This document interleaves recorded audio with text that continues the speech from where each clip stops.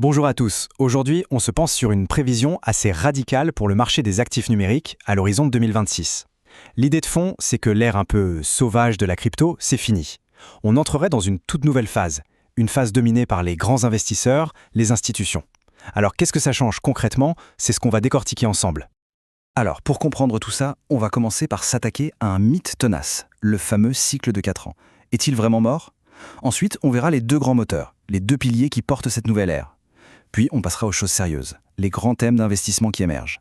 Et on terminera en voyant comment tout ça pourrait bien créer une sorte de fossé, une fracture sur le marché. Alors, premier point, la fin du cycle. C'est vrai que pendant longtemps, l'idée dominante, c'était que le marché crypto fonctionnait comme une horloge sur des cycles de 4 ans. Mais aujourd'hui, la vraie question, c'est est-ce que cette vieille mécanique est cassée? Et ce tableau, il est assez parlant. Regardez, historiquement, c'était simple. Après chaque halving du Bitcoin, on avait un pic de marché environ un an et demi plus tard, puis une grosse baisse. C'était presque une loi. Mais là, pour le cycle actuel, on voit bien que ça ne colle plus.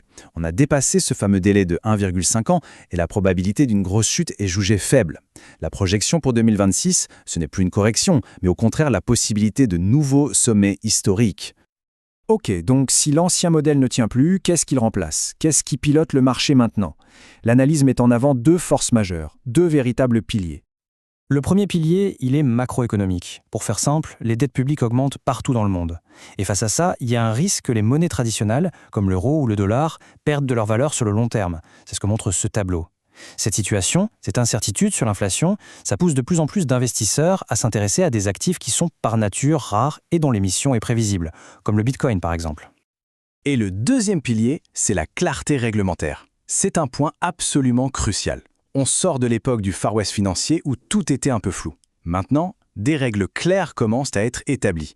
Et ça, c'est la clé pour que les gros investisseurs, les institutions, osent enfin entrer sur le marché de manière significative. Et l'impact de cette clarification, on le voit déjà. Regardez ce chiffre, 87 milliards de dollars. C'est le montant des flux nets qui sont allés vers les produits d'investissement crypto depuis l'approbation des ETP Bitcoin au comptant début 2024. C'est la preuve, noir sur blanc, que l'argent institutionnel commence à arriver massivement et de façon continue. Bon, maintenant qu'on a posé les bases, fin de l'ancien cycle, arrivée des institutions, voyons comment ça se traduit en opportunités, en thèmes d'investissement concrets. Le premier grand thème est assez ambitieux. Il s'agit de rien de moins que de recabler une partie du système financier actuel. Et ça commence avec l'explosion des stablecoins. Il faut bien comprendre, les stablecoins ne sont plus juste des jetons pour faire du trading. En 2025, on parle d'une masse de 300 milliards de dollars en circulation, avec des transactions mensuelles qui dépassent les 1000 milliards. C'est devenu un outil pour les paiements internationaux, pour la gestion de trésorerie des entreprises, un vrai pilier du nouveau système. Ensuite, la tokenisation. Le principe est simple, prendre un actif du monde réel, une action, une obligation, de l'immobilier, et le représenter sous forme de jeton numérique sur une blockchain. Et là, le graphique est juste vertigineux. On voit que la part des actifs tokenisés aujourd'hui est infime, à peine 0,01%. Ça veut dire que 99,99% du marché est encore à conquérir. Le potentiel de croissance est tout simplement gigantesque.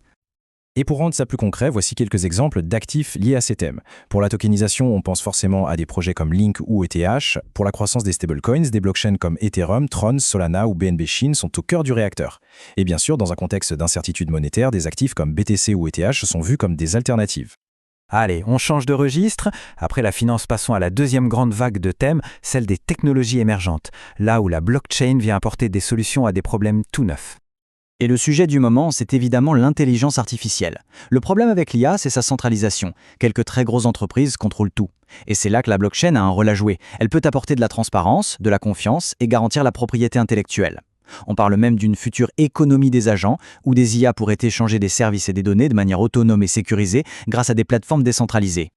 Mais évidemment, pour gérer des interactions entre IA ou du trading à haute fréquence, les blockchains de première génération ne suffisent pas. Il faut une infrastructure beaucoup plus performante. C'est là qu'intervient une nouvelle vague de blockchains, comme celle présentée ici, SUI, Monad, Mega ETF.